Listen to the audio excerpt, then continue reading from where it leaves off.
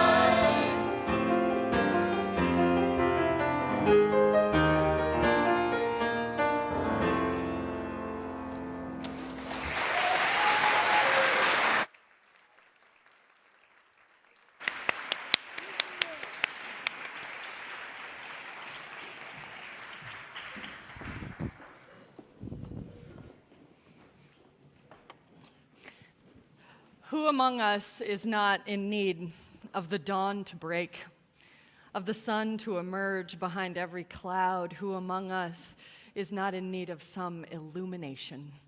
Welcome to River Road Unitarian Universalist Congregation. I am Reverend Nancy McDonald-Ladd, our senior minister. If it is your first time or your 400th time in this place, know that you are welcome here, that your presence weaves some small part of the tapestry of this community, and we are so glad to welcome you both in this service and in coffee hour, which is right through those doors after the service this Sunday. Being together is a sacrament. It is something that is and will always be sacred in this place. And this morning, in addition to offering my welcome to all of you gathered, it is my great honor to read the names of those new or newer members who have joined our congregation.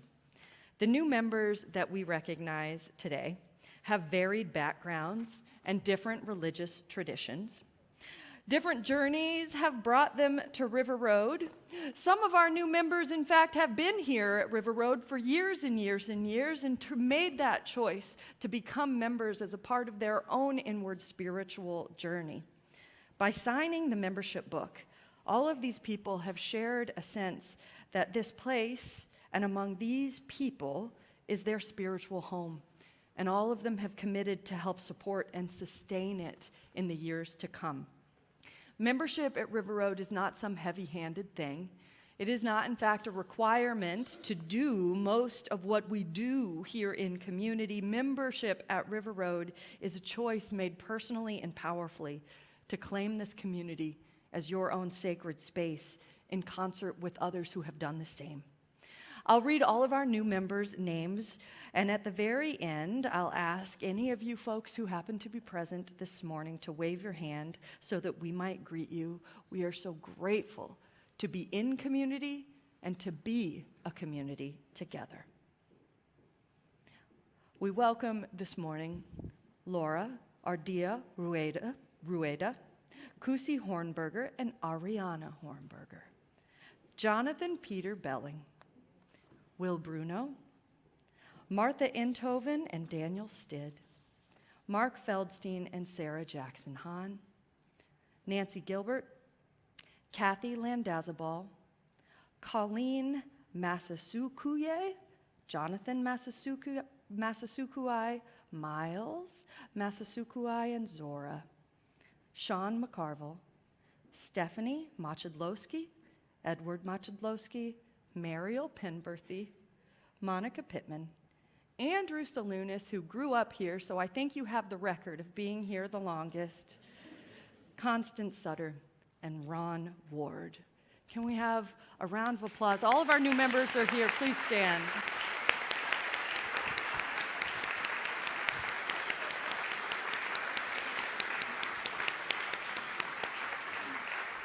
And any of those folks who are here present today, can you wave your hand or stand so we can just show you some love? Thank you.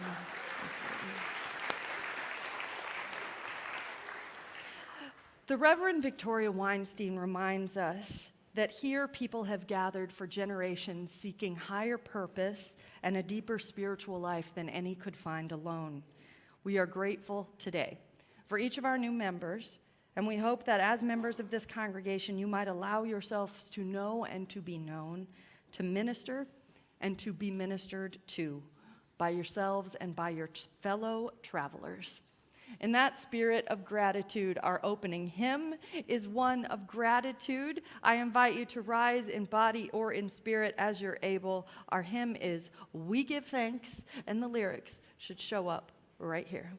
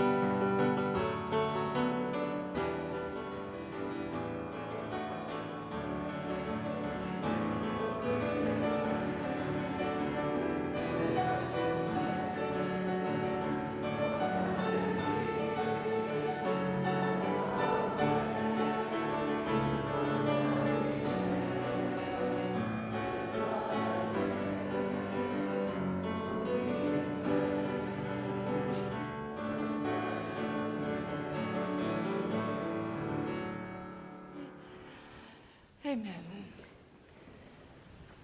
For this precious day, and for these beloved people, and for the stories that we create and tell again alongside one another. Our prophetic voices today, our time for all ages, is a story that reminds us that no story has just one point of view. A tale you might think is done being told when it is only just beginning. A Tale of Two Beasts.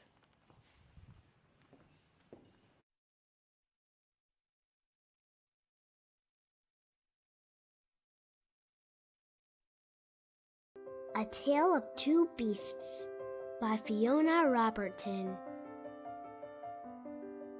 Part 1. The Strange Beast.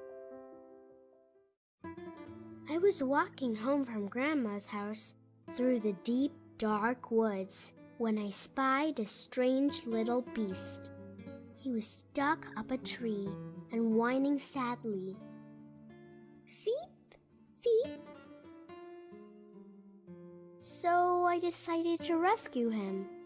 Beep! I will call you Fang, I told him. And I wrapped him warmly in my scarf and carried him safely home. I gave him a lovely bath and a gorgeous new hat and sweater and a delicious bowl of fresh nuts. I made him a beautiful house and gave him Lord Rex to play with. I took him out for lots of long walkies to keep him fit and healthy. And I showed him off to all my friends, who loved him nearly as much as I did. Ooh, amazing! Awesome! So cute! But for some strange reason, the little beast did not look very happy. In fact, he was looking rather hot. I hope he's not sick, I thought, and opened the window to cool him down.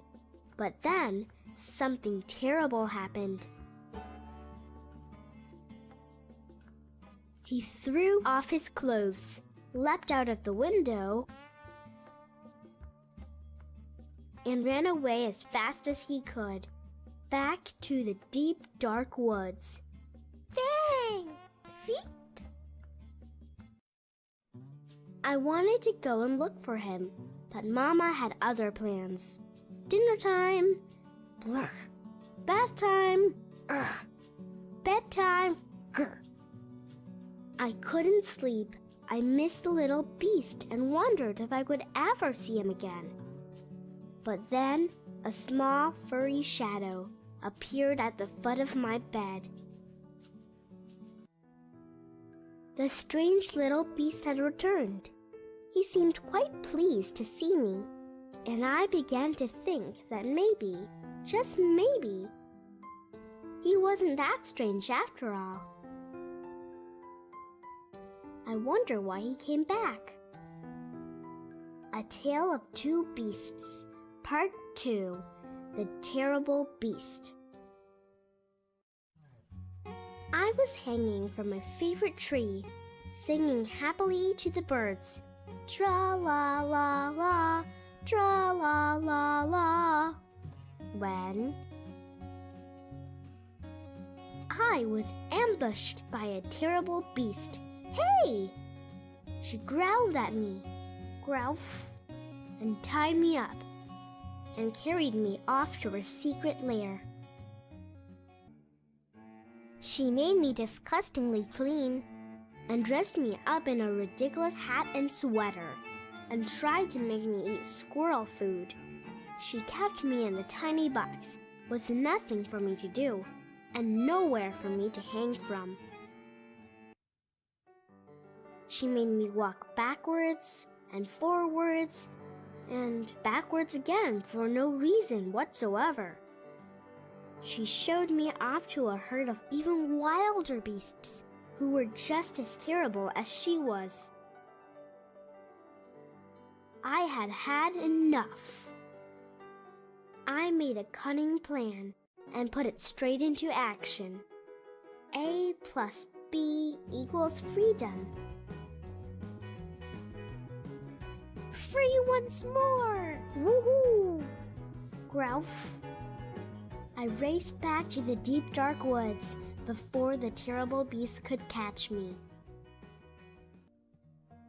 It was peaceful in the deep dark woods. A bit too peaceful, perhaps.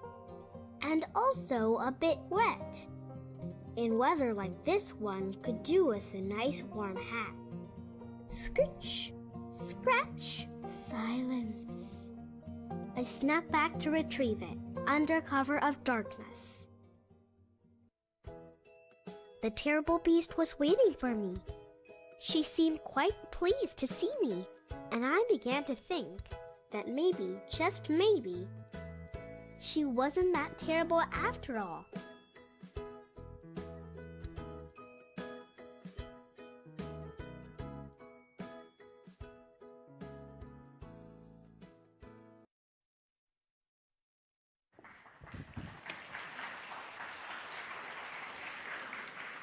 And now, as all you terrible and wonderful beasts go about your learning in religious education classes, we send you on your way with all of our love.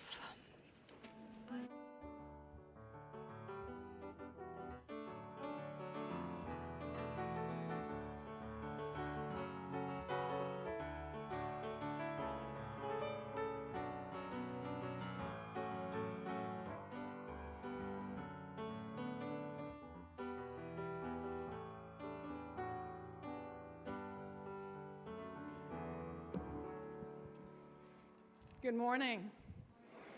I'm Reverend Karen Rasmussen, your affiliate minister, and it's just so good to see everybody here this morning. And welcome to our new members. I have some joys and concerns to share. This morning brings the 5th of May, Cinco de Mayo, for those who honor it. On this date, in 1862, Mexican forces defeated the Second French Empire at the Battle of Pueblo, briefly holding off yet another wave of colonial conquests on their shores. And so if you go to a restaurant today, have a great time, but also raise a toast to those who held their ground and made a way for their own autonomy in the middle of all of this. Yesterday in this space, we honored the remarkable life and legacy of Carol Middlebrook, a true force of nature who shaped this place for 2 decades and who served as a teacher in our public schools for over 40 years, shaping the lives of her students and this county as she did so. What amazing stories we told here yesterday to remember one single life. What powerful stories we are making as each of our lives and we serve together. Our deepest prayers and commitments this week are with the people and the systems to hold the possibility of peace and the reality of war in their hands. As talks in the halls of power across borders and national identities, the hope of a permanent ceasefire in Gaza and a lasting peace in Israel should persist. May those with the power to shape the world towards wholeness find a way to do this within each other. May conversation become commitment. May hope become a reality for all of those lost and for a future that only we can build together. Today, finally, we want to hold Reverend Amanda in care as she is completing her exhaustive and probably exhausting week as a candidate for ministry at the UU congregation in Charlotte, North Carolina. After the service today, she will share with them this morning that congregation will take their voice into her new call. Send her all the good vibes that you can muster. We are so proud and we are so grateful for her ministry. Please hold her here. Thank you.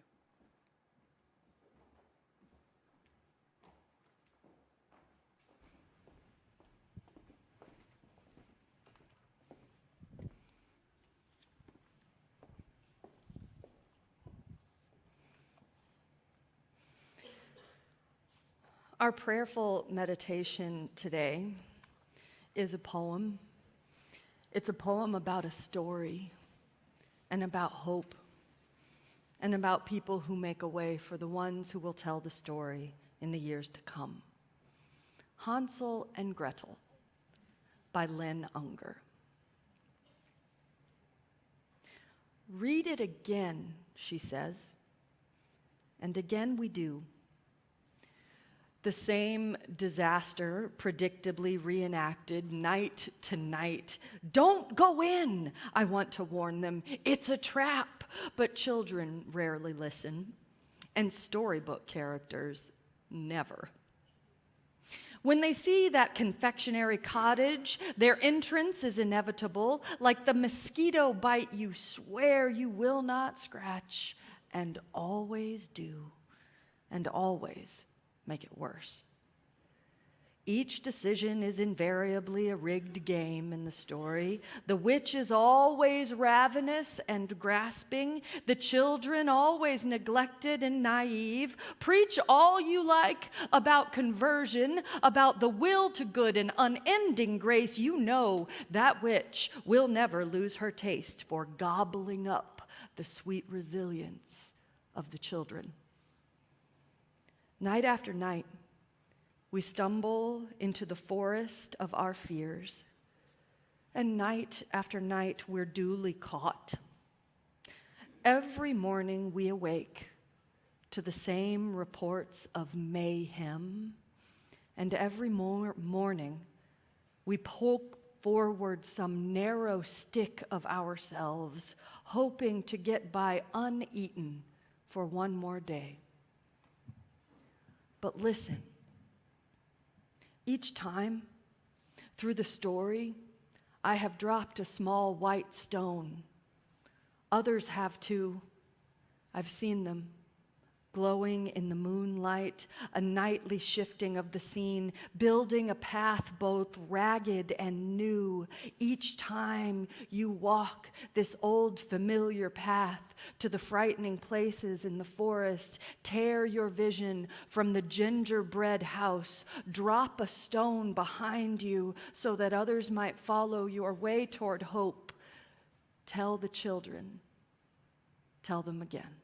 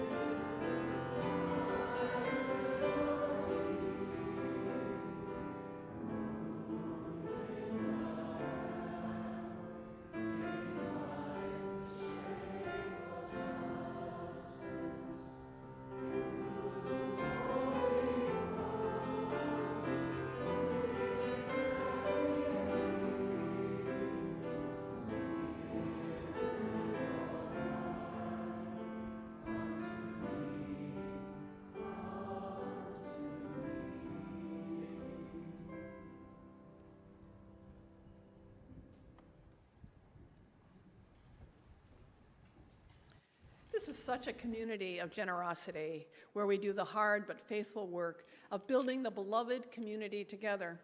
To learn more about why we give, you can check out our website at rruc.org.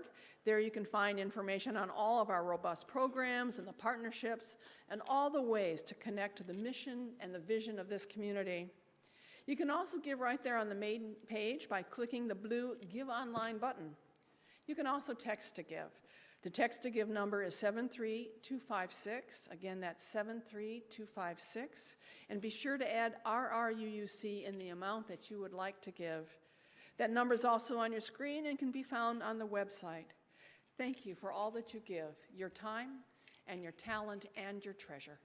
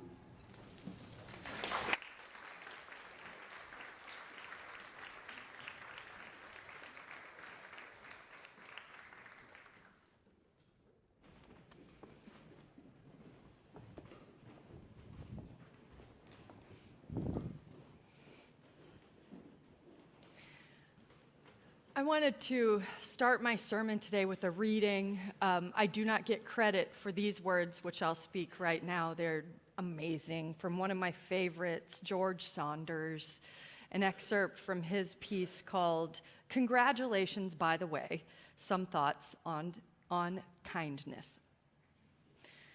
So here is something I know to be true, though I don't know quite what to do with it.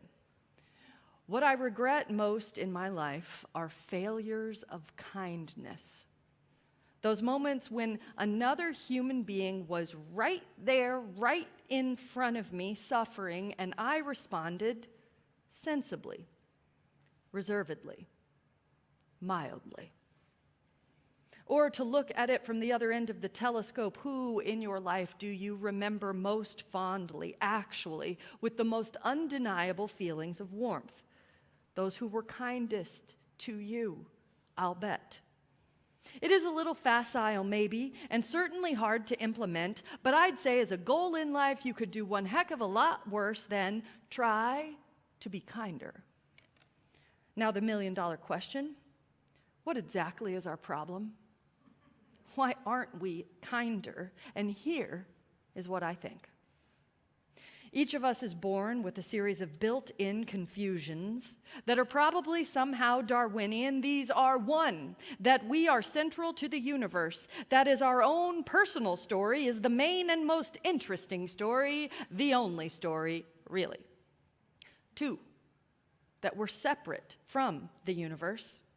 There is us, and then out there, all that other junk, like dogs and swing sets and the whole state of Nebraska and low-hanging clouds and, other human beings.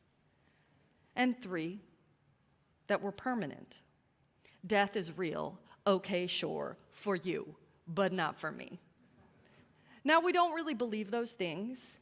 Intellectually, we know better. But we believe them viscerally, and we live by them, even when we do not want to admit it. They cause us to prioritize our own needs over the needs of others, even though what we really want in our hearts is, in fact, to be less selfish, more aware of what's actually happening in the present moment, more open, more actually loving. We know we want to be these things because from time to time we have been these things and we liked it. That's the end of the reading. And now the rest we only have me to blame for. There is an ancient Greek story which says that Zeus, the patriarch of all the gods, the ruler of the earth and heavens, etc., Zeus wanted very badly to find out where the very center of the world did lie. To that end, the story says that the great God of gods stood up in the heavens, reached out his apparently almost endless arms, and let loose two mighty eagles from the exact opposite ends of creation. Those eagles, they say, soared over the hills and the oceans below in a straight and unwavering perfect line, drawn inexorably toward one another, and thus always drawn inward to the center of all created things. And where the path of those two eagles crossed, Zeus dropped a great stone from on high, and it landed there, half buried in the earth, as a marker and a starting point for all journeys, the physical center of all existence. Now, it just so happens that this ancient Greek myth places the stone at the center of all created things. Where else? In Greece, obviously. Because that's the way we tell stories, right? With our own places, or perhaps our very own selves, at the center.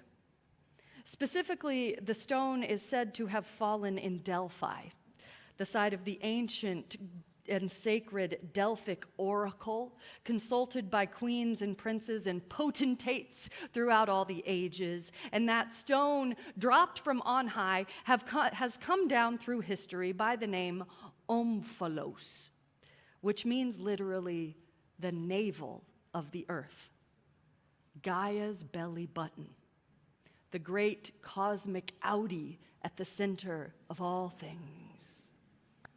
I am also reminded that the ancient Greeks often made use of a meditation practice, which they called omphaloskepsis. Accurately translated, it means contemplation of one's own navel. Navel gazing, of course, is nothing new. The contemplation of one's own navel as a means of enlightenment, or to my mind, the contemplation of the center of one's own self as the gateway to spiritual truth. Who am I? What do I believe? What am I to do? What are my commitments? I have been thinking about the ancient Greek omphalos and the dubious art of omphaloskepsis this week, as I contemplate the center of my own life, my experience, my calling, the way that center is shifting even as we gather today. What exerts the most gravity at the center of things in my life? And how meta is that? Me, spending time alone in front of a computer, thinking about navel gazing. That's next level omphaloskepsis. In some ways, we are all molded and shaped by this culture in which we swim. We are molded and shaped into artful and often unaware practitioners of this omphaloskepsis, because when the two eagles of our existence were let loose over the wide-arching skies of our lives and the stories we tell of them to meet at the very center of existence, so often our culture tells us they meet once again not in the home of some distant and beautiful oracle that will scry the signs of the future, but right over top of our own heads. The navel of the universe, the center of it all, the whole mechanism of commerce and self-help would seem to tell us is in fact ourselves, our own individual being, me, mine, I am at the center, and with me at the center of my own story, I am free to write that story how I will, to hold the power and deal the cards and say who the heroes are, to tell the tale on my own terms and gaze upon my own navel as if indeed it is the origin point of all things holy or worthwhile or interesting, as if my experience is in fact the experience, not an experience among them all. Which brings us in short order, of course, to what that great author George Saunders called our built-in human confusions, which he says are probably somehow Darwinian and are inevitably the forces that prevent us from living with greater kindness and perhaps also greater courage. These confusions, he said, are the following: that we are central to the universe, that we're separate from the universe, and that we're permanent. We are the center of the story. We're separate from all the other elements of the story, and we are a character too fundamentally important to the narrative to ever get killed off, Ned Stark style, when the plot is just beginning. Game of Thrones fans? Like anybody? Yeah, okay. It's a whole thing. These are the myths we live in so much of the time. The confusions that guide us away from peace and even actual gentleness with each other. Time and time again, George Saunders says, these are the confusions that bar the gateways of kindness. These, the Buddhists say, are the illusions that prevent us from seeking and finding enlightenment, our centrality, our separateness, our permanence, the mistaken idea that we alone should be exempt from this world's suffering, and the confusion and anger at the fact that it is not and has never been so. The labor exerted to shelter ourselves from what is real. And for the ancient Greeks, those whose story places their own land at the navel of the world, with a stone dropped by a Hellenistic god who looked an awful lot like their own kings and princes, the heroes of myth and legend, from Odysseus to the Argonauts, most often followed a hero's journey through the wine-dark seas of their own self-defeating delusion and onward to a new way of living and ultimately of dying in the end. Surely some of you know or have read it in Joseph Campbell or any of the other books that interpret Joseph Campbell, the classical hero's journey. The hero's journey which takes our epic travelers along a colorful but frankly pretty standard path from departure that launches the heroes out from what they have known through struggles with beasts and tyrants within and without, and ultimately carries the hero home again. I wonder lately if this heroic journey is really a matter of leaving behind our own achievements and excellence, moving into the spaces and the domains of all the monsters we cannot personally master, and onward finally toward the places and the people who created us and who create us even still.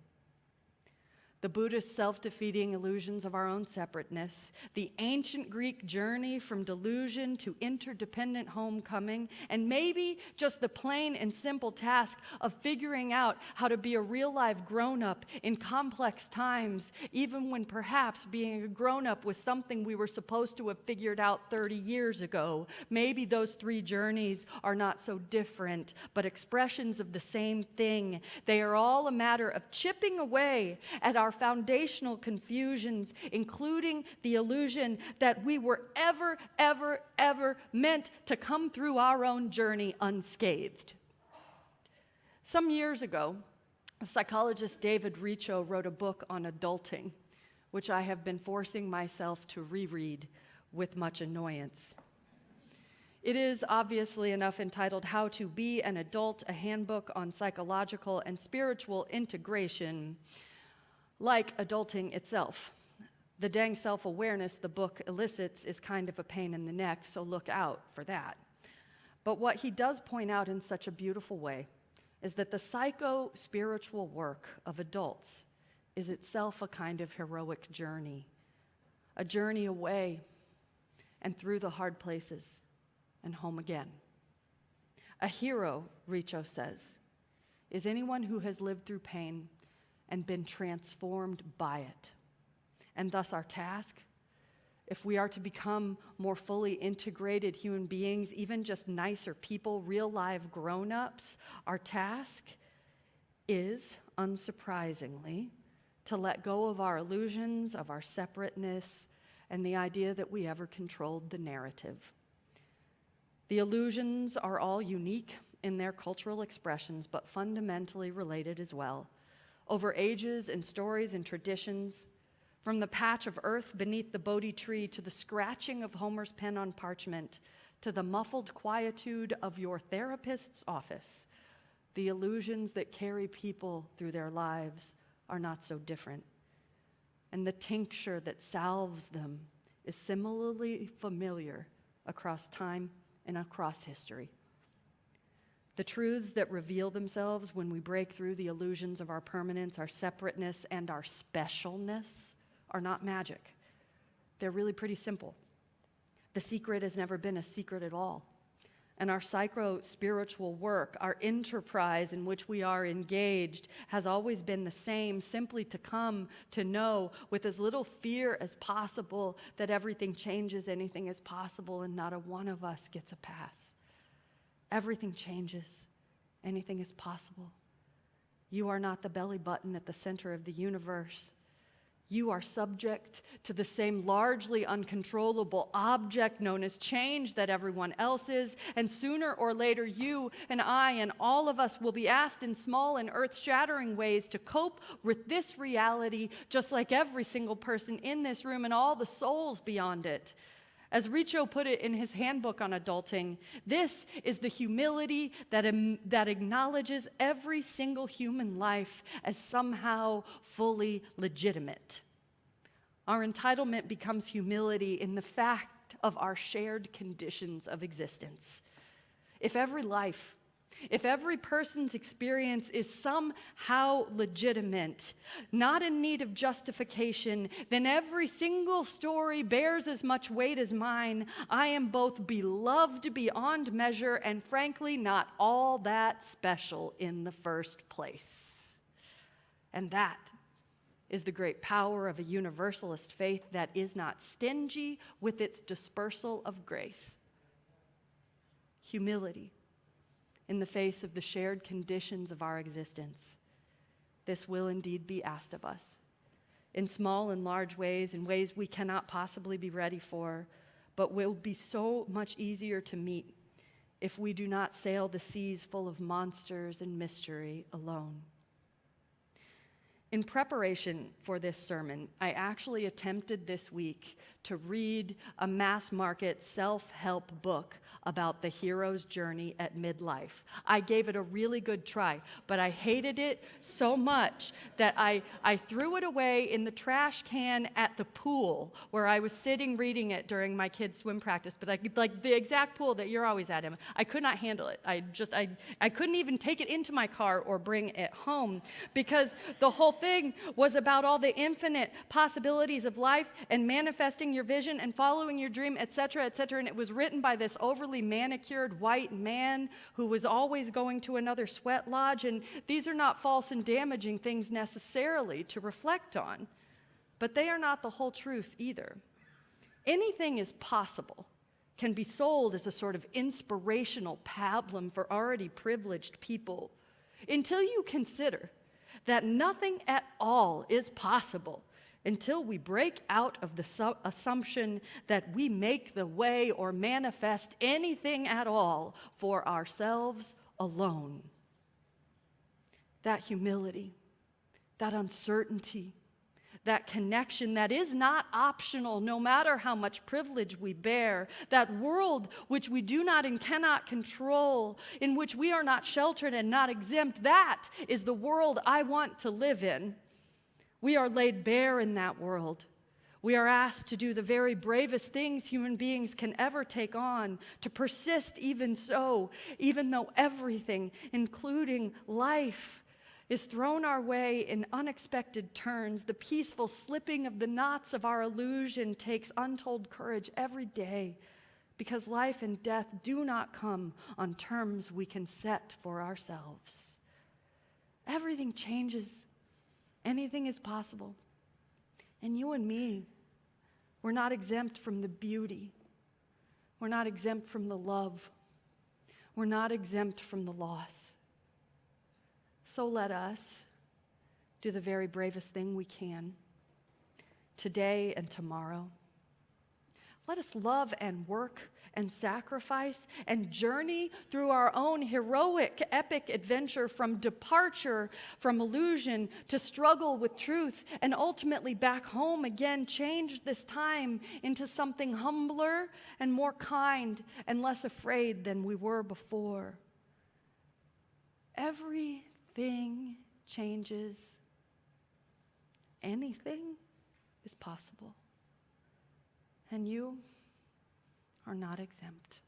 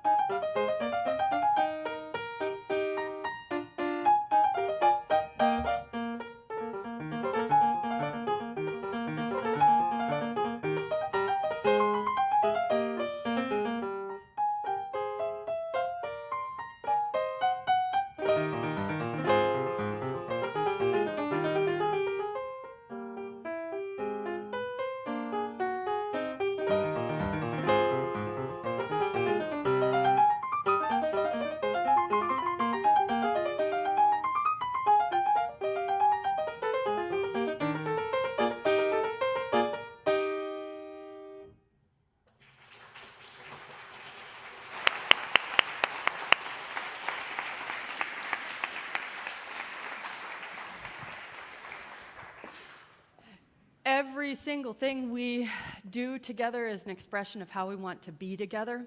And everything that happens here on Sunday morning happens because a team of people make it so. This morning, of course, like Schwei and Cliff, our choirs, including the youth and teen choir who sang together. What a gift this program is, our music program.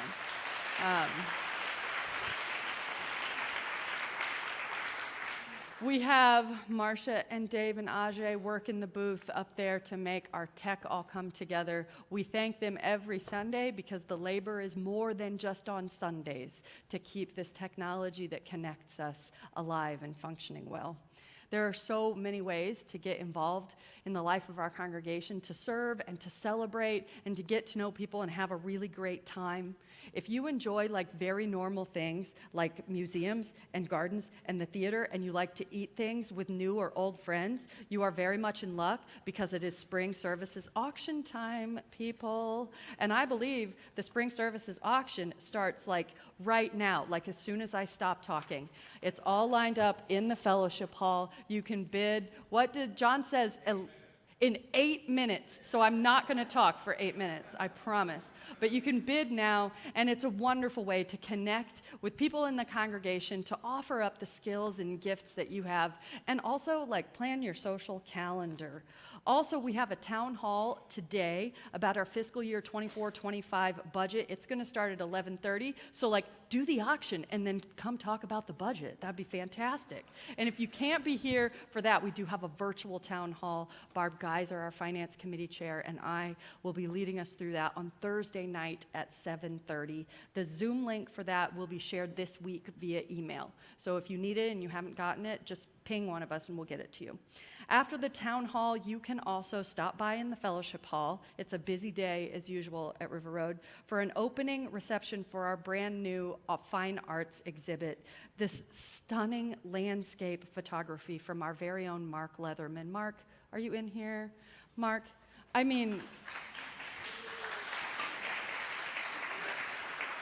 when you see it, it's gorgeous, and much of it is DC area photography that invites you to perceive the spaces you might move through every day in new and illuminating ways, so I hope you'll see it. And finally, if you want to join us for our 10th annual service learning trip to McDowell County, West Virginia, you can register now. I see some of you right here in this space that have wielded the hammers and stood on the literal very hot metal roofs in McDowell County, West Virginia, learning and growing together. The link is in the e-weekly, and we do need to start planning. So let us know ASAP if you'd like to come. It is a trip for adults and for teens and youth, and is frankly a lot of work, but an incredibly good time. What a blessing it is to be one another's people. And so, as we prepare to take this light we have kindled out into the waiting world, may you go from this place to be who you already are. You are the beloved and precious children of everything that is sacred in this world and a great many things beyond it.